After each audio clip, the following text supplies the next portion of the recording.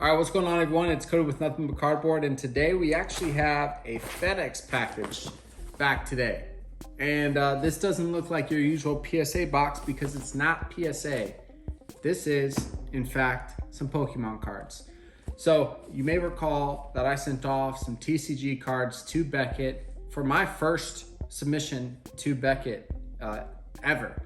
The goal here was to send off some TCG as I get into this portion of collectible cards to really see what a grading company will analyze a card and what they'll pick up from a quality perspective and really use those subgrades to my benefit and potentially crack and resub some of these cards to PSA to perform another analysis, right? A question that we always ask is Beckett or PSA more harsh on a card? So only time will tell.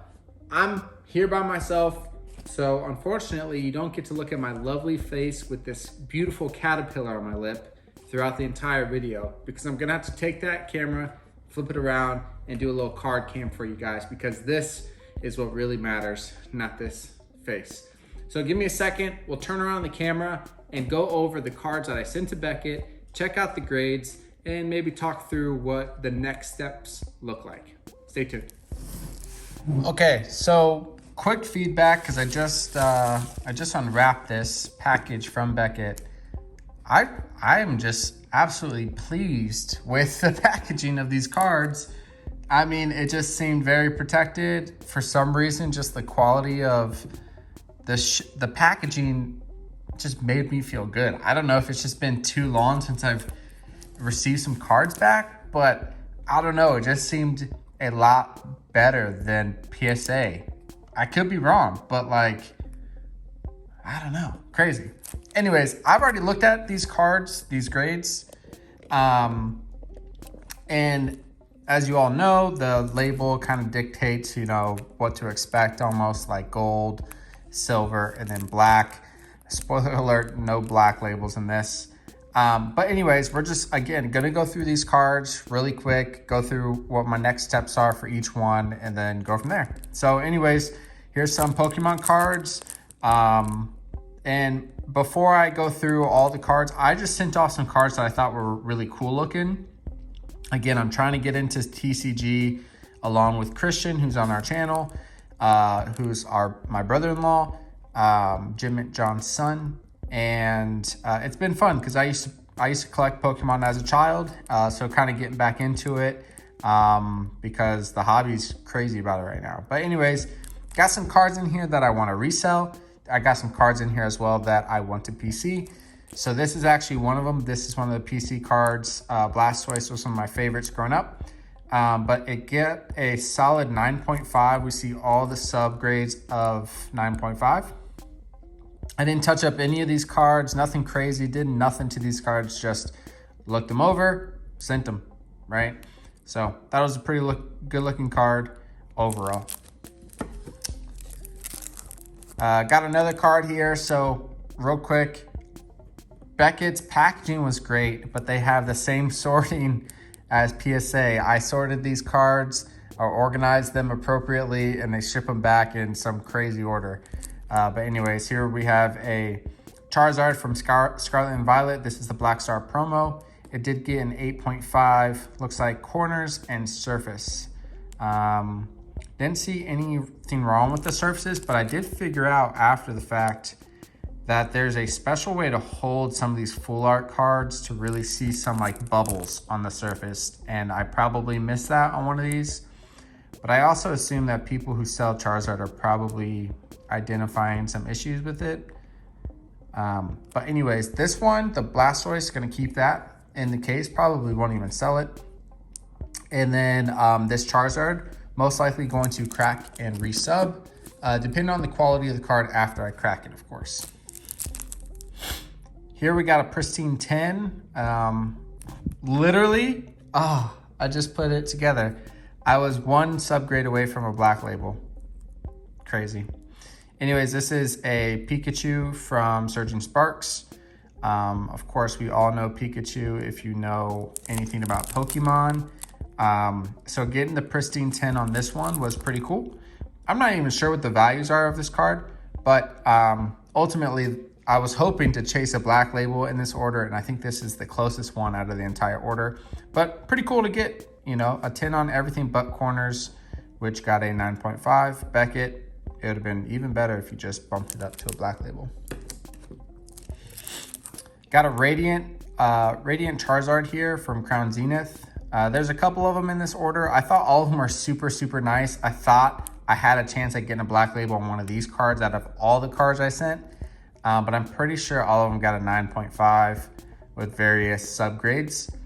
I'm thinking,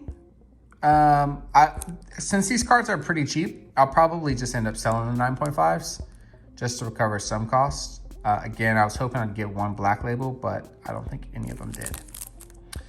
So the weakest subgrade was the surface. So had to double check. Maybe I cracked one of them to double check, you know, what's going on with the surface, just to see if I can identify it. Yep, so we got another Radiant Charizard here. The surface on this one got a 9.5. This was one, the centering, if it bumped up to a 9.5, no, I guess it would stay at 9.5. But anyways, it's close to a 10. So very cool. Centering got the 9 here, which I can see at the bottom's a little thicker than the top. Charizard, seeing a little bit of a trend here already. We got Charizard V. This is from Crown Zenith. The biggest issue here was the 8.5 surface. And like I said, with these full art, I believe that's the correct term, with these full art Pokemon arts, if you hold them almost like this in the light, you can see bubbles. I didn't realize that until a recent submission. So I'm definitely gonna crack this one out just to see if I can also see something similar to that, because I'm almost positive there's nothing going on in the back. So it has to be the front if it were to be anything, in my opinion. And then the second lowest grade, or the second 8.5 subgrade, was edges. Got a Blastoise here, 9.5, solid card. Got corner, surface, and edges at 9.5. So probably just keep this in this case, in this slab. I don't know. I want to keep it, but we'll see. I might end up having to sell it just to recover some costs, but we'll see. Here's another Blastoise, the Japanese version from Team All-Stars. This got an 8.5. Apparently the corners are pretty poor, and I just want to see if I can identify that.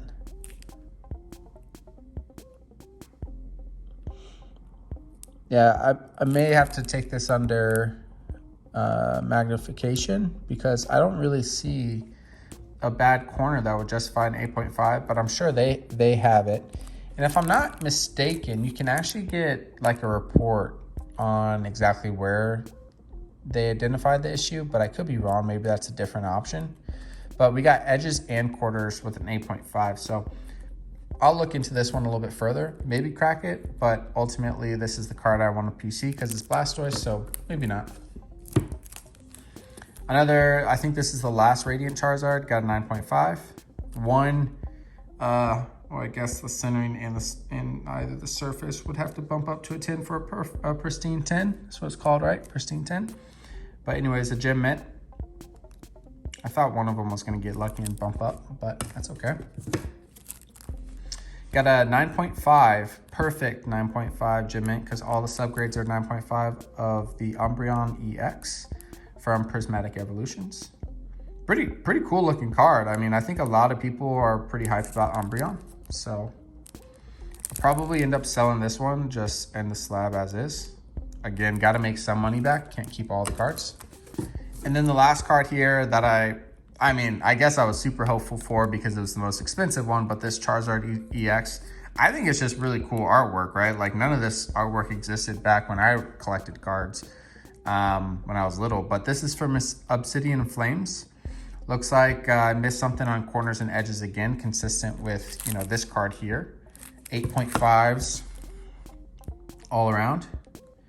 So unlike you know, this full art version, this material seems to be a little bit different, or at least the cards I have, to where you can't hold it like this and expect bubbles.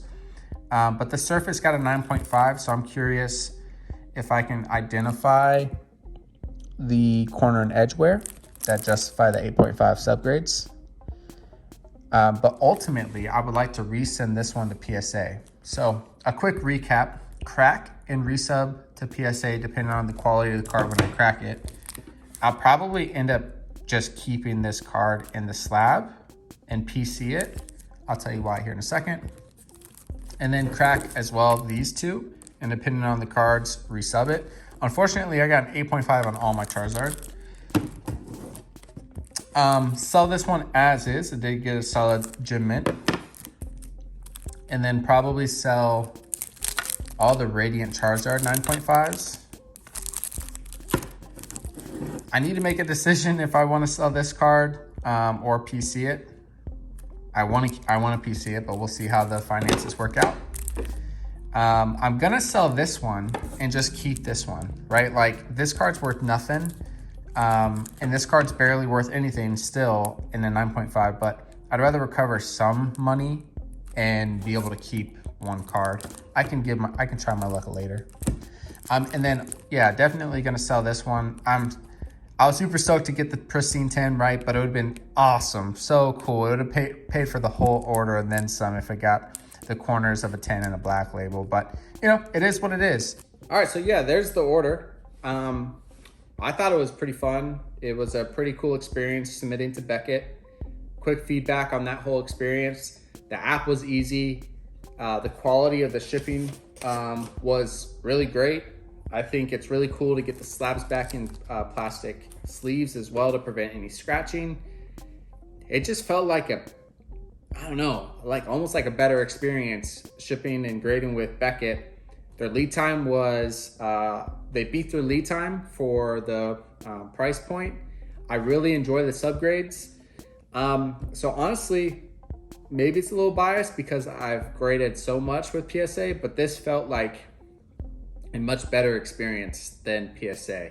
And I don't really know how I can pinpoint that emotion quite yet, but that's just how I feel initially. I'm not overly impressed with my performance with these grades, but I expected a harsher, more critical grade than PSA here. And again, the goal was ultimately to, chase a black label, let's be honest, but also to acquire some subgrades to then again crack and resub to PSA, because some of these 8.5s, all these Charizards, are gonna sell more, gonna sell better if it's in a PSA slab, and hopefully it would get a bump up to a 9 or something like that. So yeah, thanks for joining us on this Beckett TCG submission. Let us know what you guys think in the comments below. If you guys have made the switch like 100% to Beckett, because I can kind of understand why. The only thing that I'll say is that I did not enjoy paying up front for the submission, right? Like, I enjoy PSA's approach where you pay after the cards are graded, because it limits the time from when I can recover the cost. So paying for this up front and then waiting, 2 months to get the cards back, it puts me out of that money for a longer period of time. But from, Beckett's perspective, I get it, right? Like, it's not attractive to pay for it up front. So I feel like it limits people's submission traffic. I don't know. I don't know how that methodology or why they chose to do it that way. I'm sure it's a financing nightmare when when PSA finishes an order and tries to collect money. They've already rendered their services. So anyways, I could go off on a tangent on the supply chain aspect of all that, but I'll save you guys from that. So thank you guys again, once again, for joining us on this video. Interesting to approach the TCG side of the hobby. I'm excited. It kind of uplifts me, getting back to my childhood, and I get to experience it with Christian as well. So hopefully you guys are enjoying it. Either way, we'll see you on the next video. We'll talk then. Bye.